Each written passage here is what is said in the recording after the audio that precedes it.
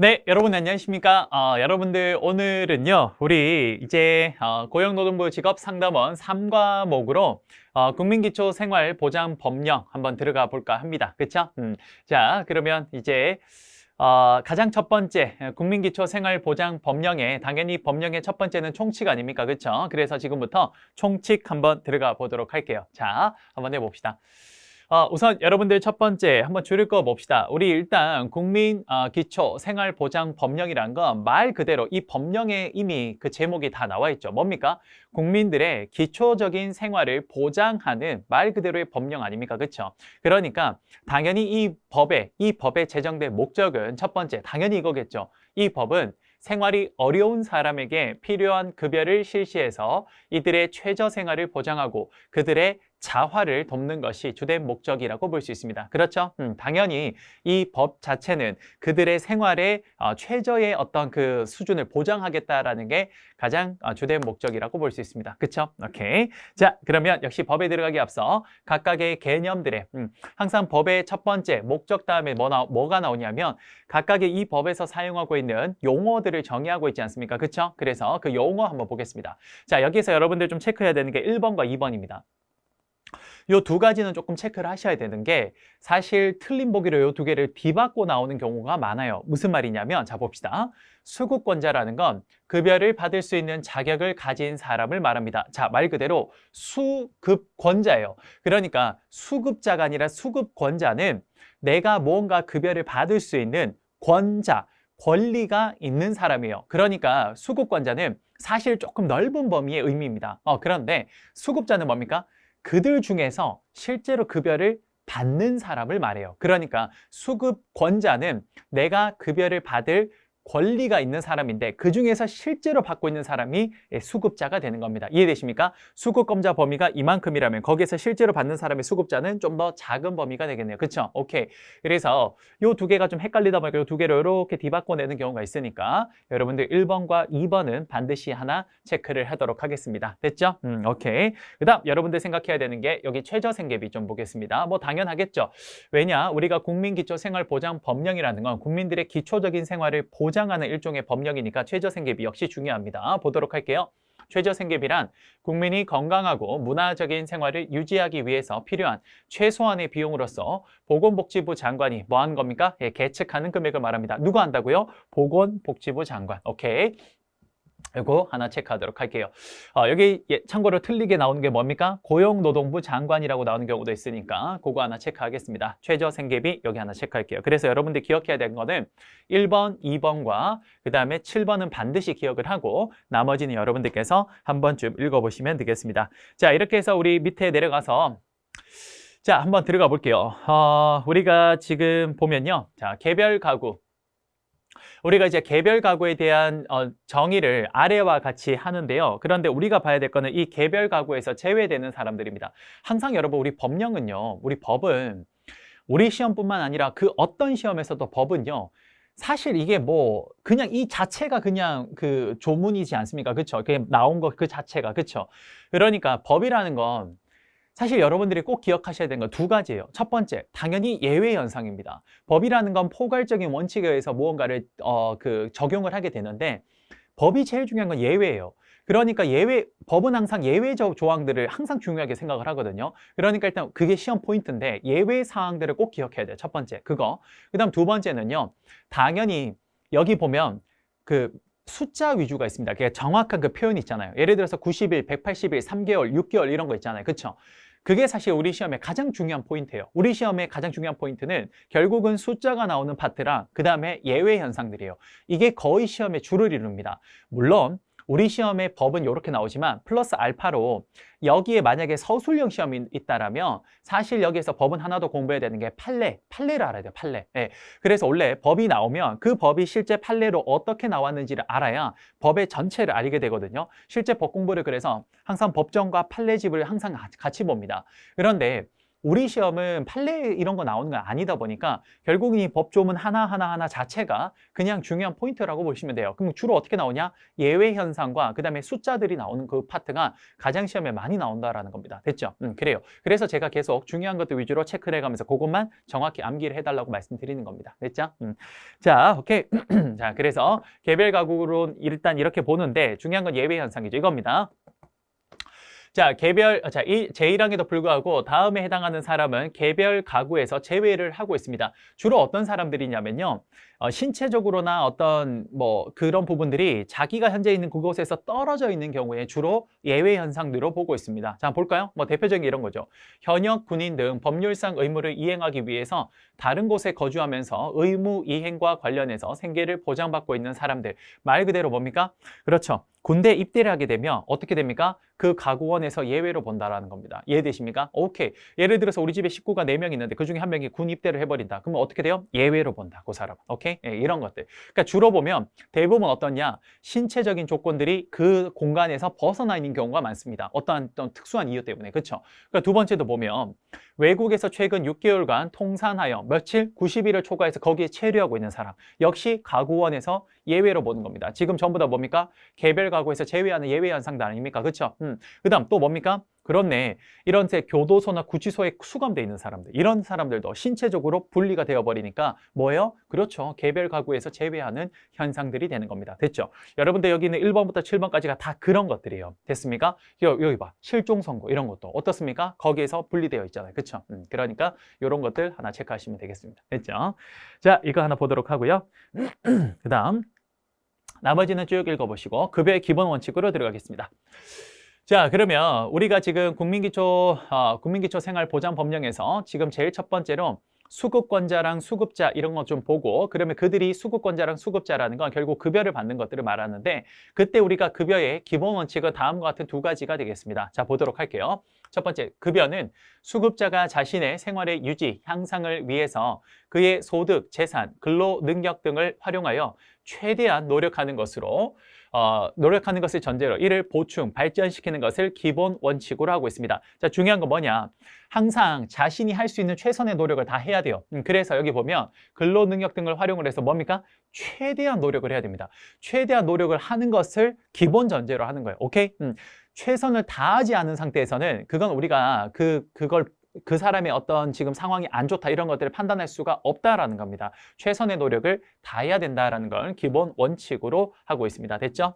자, 그다음 두 번째, 부양 의무자의 부양과 다른 법령에 따른 보호는 이 법에 따른 급여에 우선해서 행해지는 것으로 하고 있습니다. 다만 다른 법령에 따른 보호의 수준이 이 법에서 정하는 수준에 이르지 아니하는 경우에는 나머지 부분에 대한 이 법에 따른 급여를 받을 권리를 잃지 않습니다. 이 두 가지가 급여의 기본 원칙이라고 보시면 되겠네요. 됐죠? 자, 이거 하나만 그냥 체크하도록 하고 자, 그러면 급여의 기준은 첫 번째 딱 하나만 기억하면 됩니다. 급여는 건강하고 문화적인 최저 생활을 유지할 수 있는 것이어야 됩니다. 급여라는 게 뭐다? 그렇습니다. 그 사람의 최저 생활을 유지할 수 있게 해줘야 돼요. 그러니까 그 사람의 최저 생활이 보장되지 않는 급여는 급여라고 볼 수가 없다라는 겁니다. 됐죠? 요거 하나 기억할게요. 요거 하나 기억하시고 나머지는 한번 읽어보시면 됩니다. 오케이, 됐고요. 자, 그 다음에 외국인 특례법 좀 기억해야 됩니다. 요거 외국인에 대한 특례법. 자, 외국인에 대한 특례법 중에서 어떤 사람을 우리가 지금 외국인으로 등록하는지 한번 보도록 할게요. 자, 그게 요겁니다. 그렇죠? 자, 수급권자에 해당하는, 자, 수급권자가 뭐라고요? 그렇죠. 급여를 받을 권리가 있는 사람들입니다. 급여를 받을 권리가 있는 사람에 해당하는 외국인들의 범위, 그 바운더리가 어느 정도 되는지를 한번 보는데 그게 바로 요 아래쪽에 있는 겁니다. 자, 하나씩 보도록 할게요. 1번. 첫 번째, 어떤 외국인들이 우리가 이러한 그 국민기초 생활보장을 받을 수 있는, 급여를 받을 수 있는 사람들이냐? 우선 첫 번째는 대한민국 국민과 혼인한 사람입니다. 그렇죠? 여러분이 대표적인 사람들이 누굽니까? 주로 예전에는 동남아 사람들 아닙니까? 그렇죠? 그 사람들이 결혼을 했다라는 건 결국 우리나라 국민과 결혼을 한 거니까 이 사람들도 최저 생계를 보장을 해줘야 그래야 우리나라 국민도 함께 그 생활이 윤택하게 유지가 될 거니까 사실 이들은 하나의 일체로 보는 겁니다. 그렇죠? 그래서 대한민국 국민과 혼인 중인 사람은 당연히 뭡니까? 그렇죠. 여기에 해당이 됩니다. 외국인 범위에 해당이 되어서 그래서 수급권자에 해당이 된다라고 보시면 되겠네요. 그렇죠? 그래서 그런 사람들이 누구냐? 본인 또는 대한민국 국적의 배우자가 임신 중인 사람. 두 번째, 대한민국 국적의 미성년 자녀를 양육하고 있는 사람. 그다음 다의 배우자의 대한민국 국적인 직계 존속과 생계나 주거를 같이 하는 사람들을 우리는 이런 외국인의 범위로 제시를 합니다. 그 외국인들은 어떤 게 가능하냐? 바로 국민기초생활보장의 수급권자에 해당된다라고 볼 수 있습니다. 됐죠? 결국 여기 보면 그들이 설령 외국인이라고 하긴 하나 우리나라의 국민들과 사실 밀접한 관계를 갖고 있기 때문에 만약에 우리나라 국적을 가진 사람한테만 이거를 보장을 해주면 외국인들한테 보장을 해주지 않는다. 그럼 어떻게 됩니까? 이 사람들이 힘들어지면 이 우리나라 국민의 국적을 가지고 있는 사람들도 가족 공동체다 보니까 힘들어질 수 있겠죠. 그렇죠? 그래서 이걸 함께 보장을 해줄 필요가 있습니다. 뭡니까? 기초생활을 보장해 준다면 그러면 그 가족이 유지되게 만들어줘야죠. 그렇죠? 그래서 이런 거예요. 오케이? 그다음 두 번째, 그래서 이제 꼭 결혼한 사람뿐만 아니라 결혼했다가 사람이 이혼했을 수도 있잖아요. 그렇죠? 그래서 두 번째는 대한민국 국민의 배우자와 이혼하거나 그 배우자가 사망한 사람 역시나 뭡니까? 이걸 보장을 해줍니다. 그래서 요것도 되어 있네요. 그렇죠? 요거 기억 좀 할게요. 오케이? 외국인의 범위 하나 기억하겠습니다. 자, 그 다음에 9번의 소득 인정액의 산정 한번 들어가 보겠습니다. 소득 인증액의 산정법. 이거 오케이. 자, 여러분들 우리가 개별 가구의 소득 평가액은 어떻게 구하냐면요. 여기서부터 줄 거 볼까요?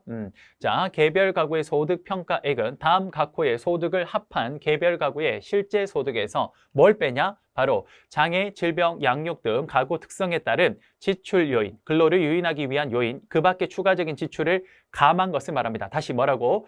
개별 가구의 소득 평가액은 자, 요 소득을 다 합쳐서 여기 있는 요 소득을 다 합치고요. 여기다 뭘 빼냐? 지금 이야기했던 요런 것들을 빼준다라는 겁니다. 됐죠? 오케이. 그러면 여기서 뒤쪽에서 제가 근로소득과 사업소득과 재산소득과 이전소득이 뭔지는 자세하게 다시 설명하도록 할게요. 됐죠? 자, 그래서 요거 그냥 한번 넘기면 되고 요거 한번 들어가 봅시다. 바로 요거 근로소득부터. 자, 우리가 지금 앞에서 이야기했던 요 개별 가구의 소득 평가액을 구하기 위해서 근로소득과 사업소득과 재산소득과 이전소득이 뭔지를 봐야 되는데 한번 볼게요. 첫 번째, 근로소득이라는 게 뭡니까? 자, 근로소득은 이런 거네요. 근로의 제공으로 얻는 소득입니다. 그렇죠? 말 그대로 내가 노동을 제공을 하고 그거에 의해서 받는 금액들은 전부 다 근로소득에 해당이 되는 겁니다. 됐죠? 오케이, 그거 하나 일단 체크하고 두 번째는 사업소득입니다. 뭐 말 그대로 여기서 지금 사업소득은 각종 농업사업 혹은 임업 그 다음에 이런 것들을 혹은 또 그 기타의 도매, 소매, 제조업 있죠. 말 그대로 내가 어떤 사업을 영위해서 얻는 모든 소득은 사업소득에 해당이 됩니다. 됐죠? 오케이. 그 다음 대표적인 게 재산소득인데요. 특히나 오늘날에 있어서 우리가 이 재산소득을 굉장히 중요하게 생각을 합니다. 왜? 이 자산이라는 게 결국 형성됐을 때 이 사람이 그 자산으로부터 누리게 되는 것들이 굉장히 많아지면서 법에서는 이 자산의 범위를 조금 더 요즘 명확하게 하고 있습니다. 대표적인 게 부동산 때문에 그래요. 부동산.